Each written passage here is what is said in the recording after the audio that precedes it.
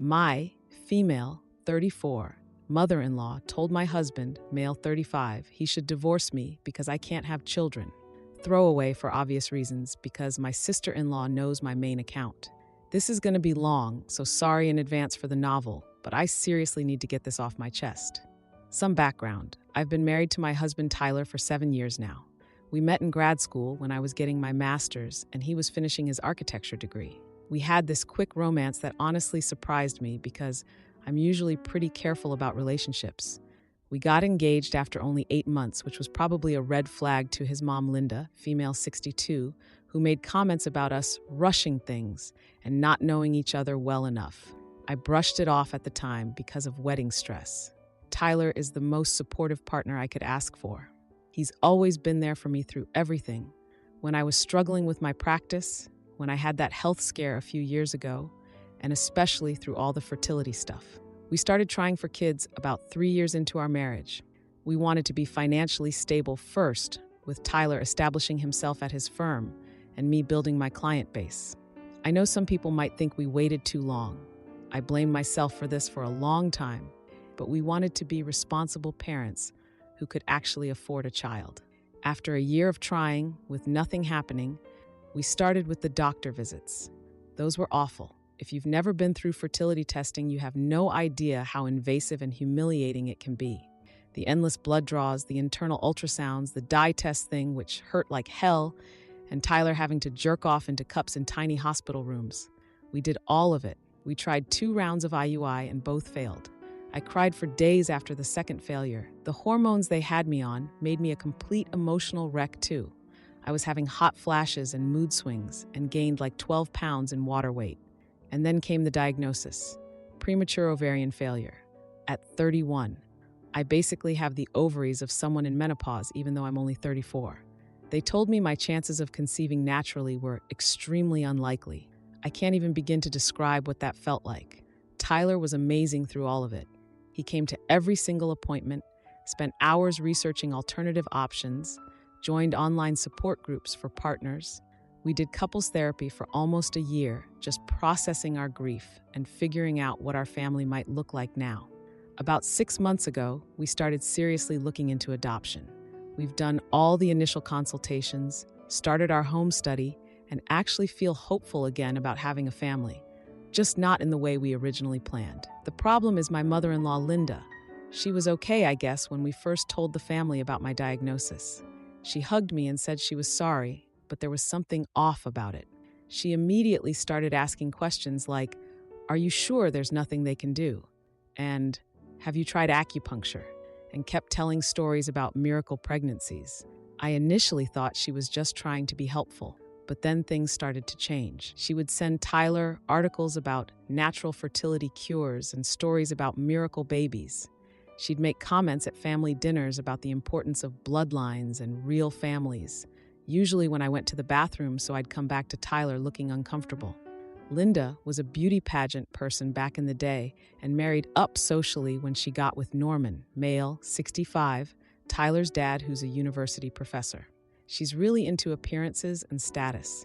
She redecorates their entire house every 3 years, even though Norman is always complaining about money. The worst was when she showed up at our house with these family baby items, a silver rattle, a christening gown, stuff like that.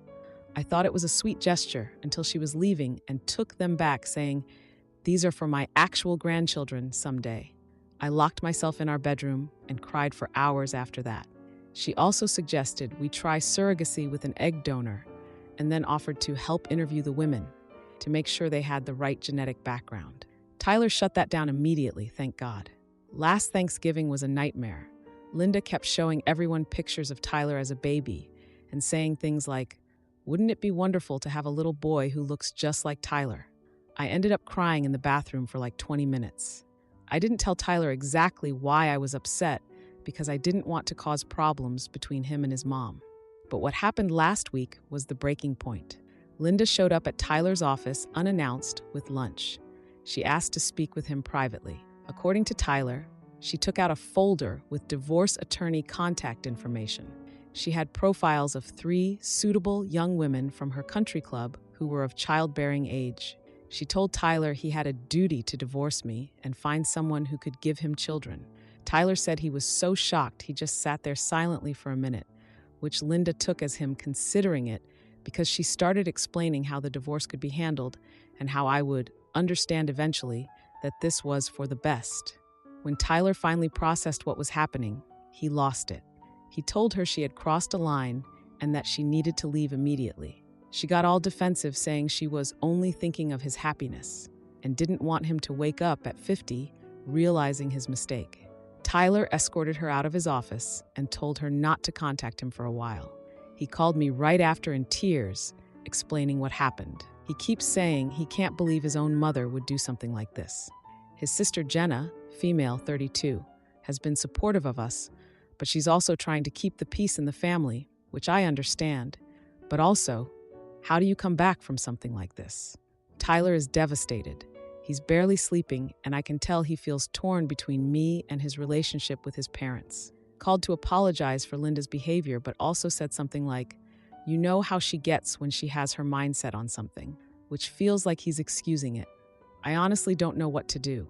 I want Tyler to have a relationship with his family. I really do. But I also never want to see Linda again after this.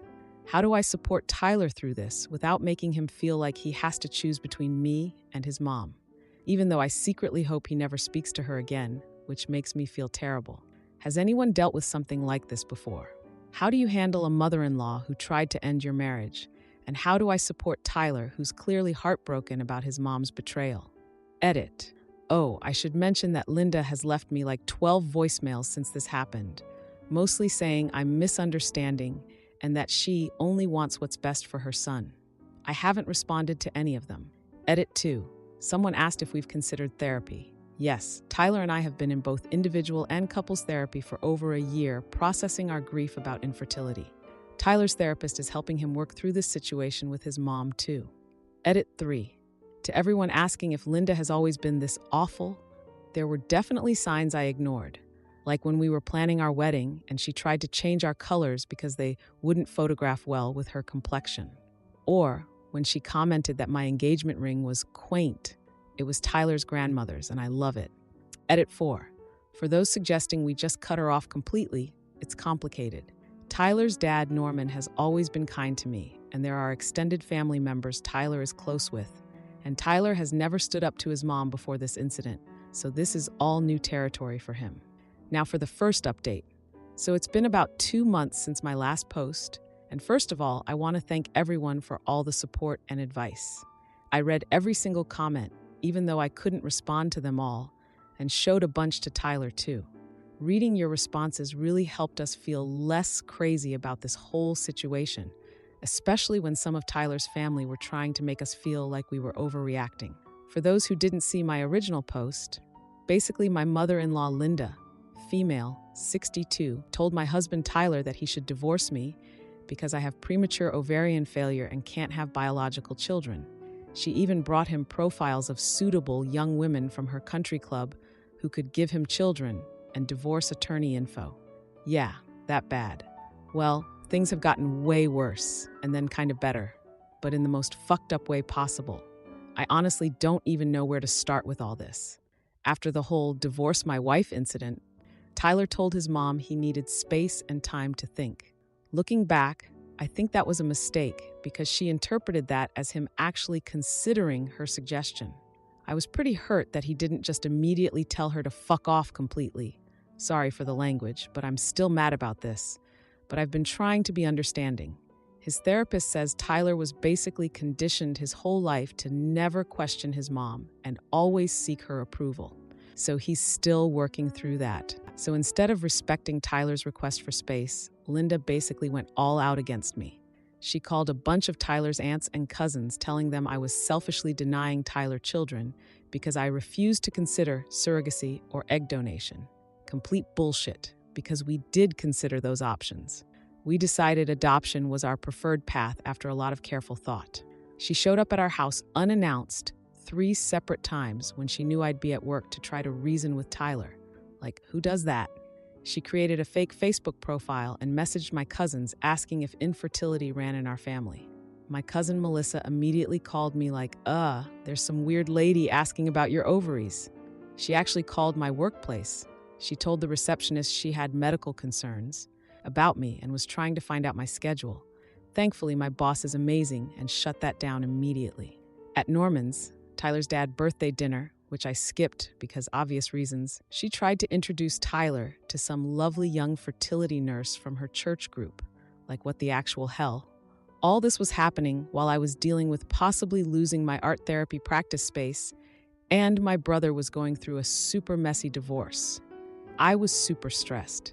Tyler was getting more and more angry with his mom, but he still went to his dad's birthday dinner because Norman has always been kind to me, and Tyler didn't want to punish him for Linda's behavior. I was honestly a little annoyed that Norman wasn't standing up to Linda more through all this. He was just quiet. I thought he was silently agreeing with her or something. Boy, was I wrong about that. This all blew up last weekend at a family dinner at Tyler's sister Jenna's house. Jenna, female, 32, has been pretty supportive of us through all this, though sometimes she would say stuff like, Mom doesn't mean it that way, which was frustrating. Still, she was trying to keep some family normalcy, I guess. So at this dinner, which I almost didn't go to, but Tyler really wanted me there for support, Linda arrived like 20 minutes late carrying this special German chocolate cake that she made a big show of announcing was Tyler's favorite from childhood. Eye roll. Throughout the whole dinner, she kept making these pointed remarks about family traditions and how certain things need to be carried forward through generations. When Jenna mentioned her colleague's new baby, Linda let out this dramatic sigh and said something about never having grandchildren while I was sitting right there.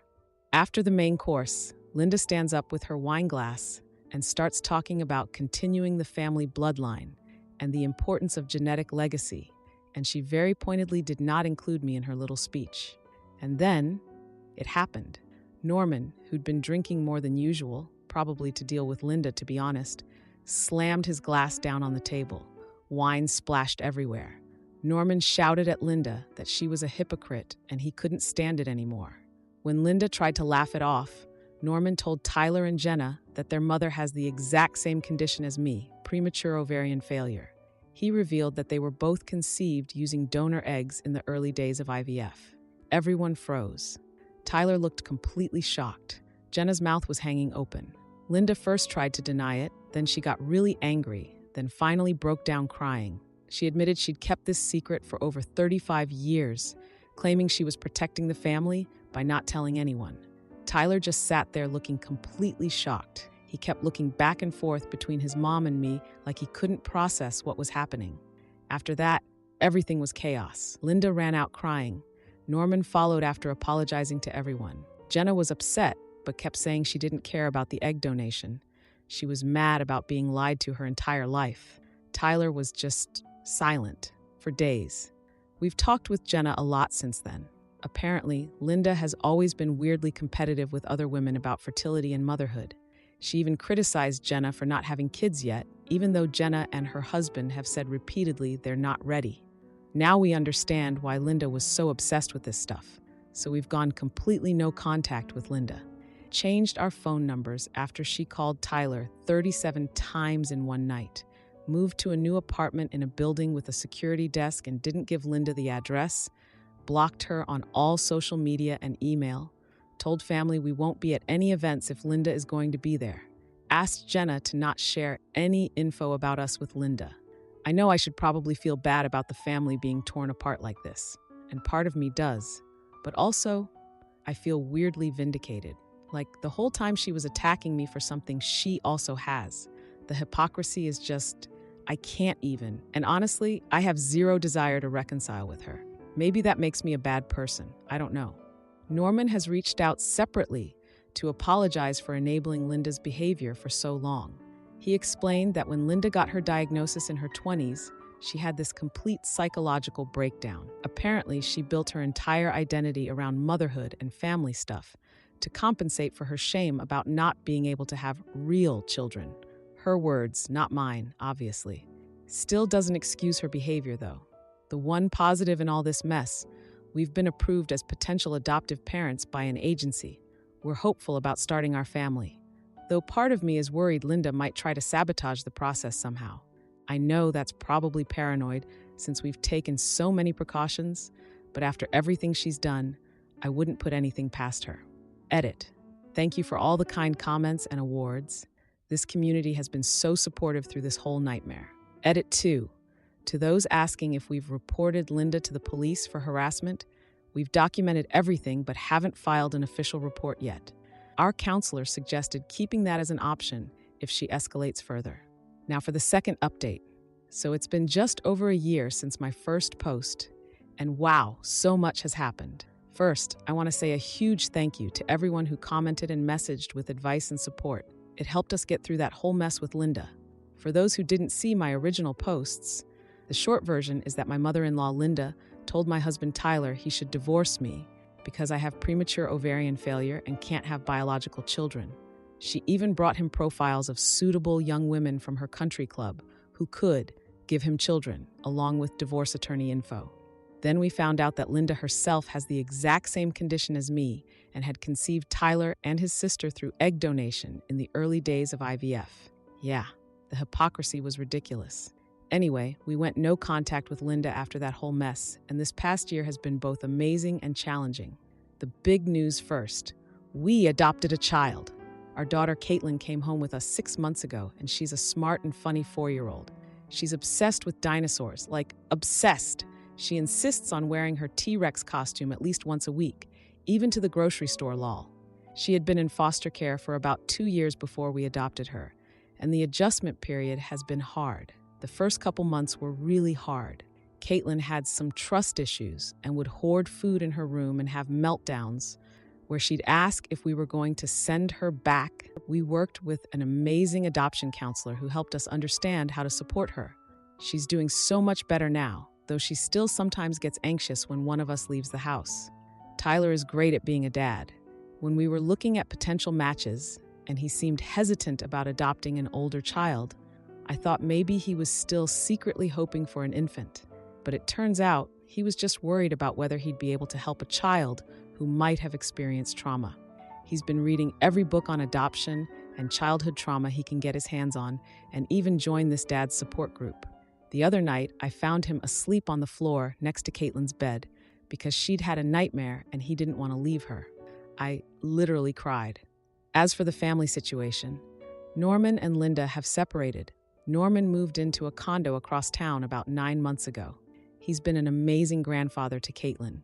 He visits every Sunday and brings her these little science experiments to do together. Last week, they made a volcano, and Caitlin was thrilled when it erupted all over our kitchen table. Jenna and her husband have been really supportive too. They have a golden retriever, and Caitlin is obsessed with him. We do regular play dates at their house, where Caitlin basically ignores the humans and just rolls around with the dog for hours. But here's where things get complicated. About 3 months ago, Jenna told us that Linda had been diagnosed with stage 1 breast cancer. My own mom actually survived breast cancer about 10 years ago, which brought up some really confusing feelings for me. Like, I still hate what Linda did to us, but cancer is cancer, and no one deserves that. You know, she had a lumpectomy and radiation, and from what Jenna tells us, her outlook is good for a full recovery. Since her diagnosis, Linda has been sending messages through Jenna pretty regularly, saying the health scare changed her perspective on what's important in life, telling us she joined therapy and a support group for estranged parents. She wrote this long letter apologizing for how she treated me. She keeps expressing how badly she wants to meet her granddaughter and make amends. She's sent like 5 gifts for Caitlin, which we honestly just donated because it felt weird. She's been begging Norman to advocate for her changed heart. Tyler and I have spent a lot of time discussing whether we should consider letting Linda back into our lives in some limited way. We've talked with our family therapist and even consulted with Caitlin's adoption counselor about it. It's been really hard for Tyler, especially. He still has all this anger, but also guilt because, cancer. And she is his mom. I think people can change. I want to believe that. But also, I don't actually think Linda has truly changed. Like, sending gifts and apologies through other people is easy. Respecting boundaries is the real test. And well, she failed that test spectacularly last week. So here's what happened. Linda showed up at Tyler's office all teary-eyed and apologetic. Tyler texted me immediately, but decided to hear her out over coffee in the public cafe downstairs. He told her up front he wasn't making any promises about anything. She brought all these medical records from 1985 showing her infertility diagnosis. She told him how the shame and societal pressure warped her thinking for decades and made her project all her insecurities onto me. She was begging to meet Caitlin, saying she'd do anything to be part of her life. Tyler told her he needed to talk to me before making any decisions because we're a team and Caitlin's well-being comes first. Linda seemed to accept this and Tyler came home feeling conflicted. But then, 2 days later, we were at Jenna's house for dinner, and guess who shows up unannounced? Yeah, Linda. She just walked in.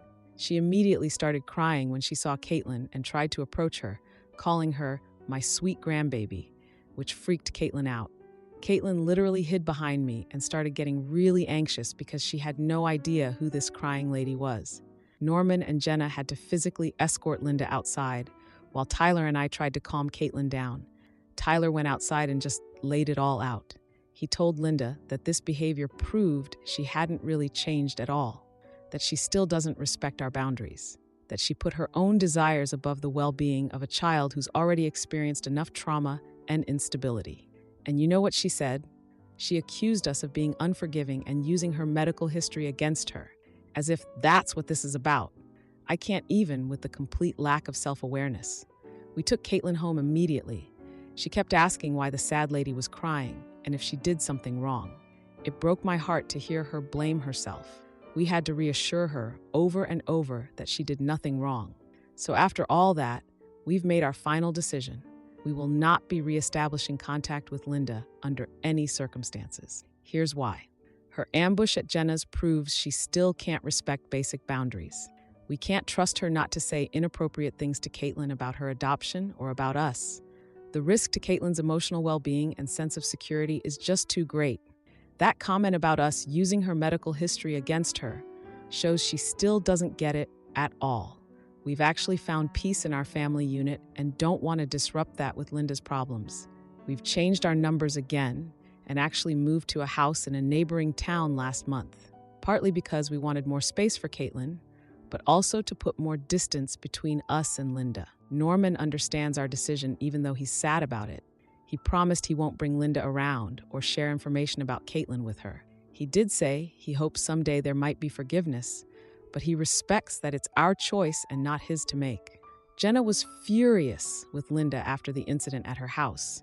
She's apparently reduced contact with her mom significantly, which makes me feel a little guilty, but also consequences, The silver lining in all this mess is that building our family through adoption has really healed a lot of the wounds from our infertility journey. And ironically, Linda's revelation about Tyler being conceived through egg donation actually helped us process our grief about genetic connection. Like, Tyler isn't genetically related to the family he loves either, and it hasn't mattered one bit in his life. Family is about love and choice, not blood. We've chosen to surround Caitlin only with people who understand that truth. One last thing. Apparently, Linda has been telling people in her church group that we're keeping her grandchild from her because of her cancer diagnosis. So now there's all these church ladies who think we're monsters, and some extended family members who don't know the full story are getting involved, and it's just, but we're staying firm in our decision. Edit. Thank you for all the support and kind words. This community has been amazing through this whole journey. Edit 2. To those asking about Caitlin's reaction to all this, we've been very careful about what we say around her. We simply explain that Daddy's mommy is not very good at following rules, and that's why we don't see her. Our adoption counselor advised us to keep explanations age-appropriate and simple.